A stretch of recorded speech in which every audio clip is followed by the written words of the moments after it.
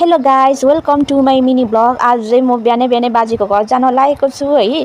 अनि तपाईँहरू देख्न सक्नुहुन्छ यो बितामोडको भ्यू आजको होइन, यति बवाल छ कि कुरै छाड्दिउँ न।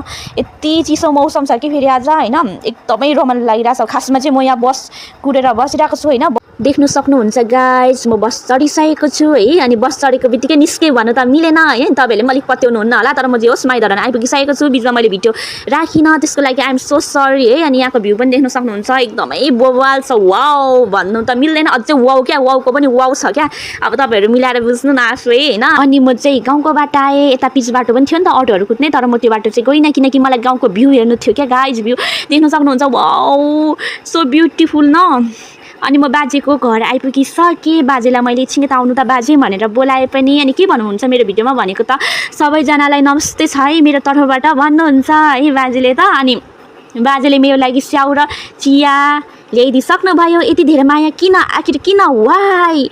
अनि म बाजेकोबाट फर्किसकेको र मैले यहाँ हल्का फुल्का पूजा पनि गरेँ है, किनकि म पहिला पनि आइबस्थेँ नि त यहाँ होइन। कति पूजा गर्न आउँथेँ, एकदमै खुसी लाग्यो है आज पनि आउनु पाएँ। अनि त्यतिकैमा म बस पनि चढेँ। गाइज आजको भिडियो चाहिँ यति भयो। तपाईँहरूले के कस्तो लाग्यो है, फुल वाच गरिदिनु भएकोमा थ्याङ्क यू सो मच भन्दै म चाहिँ भिडियोदेखि अन्त्याउन चाहन्छु। सबैजनालाई बाई बाई, लभ यू है।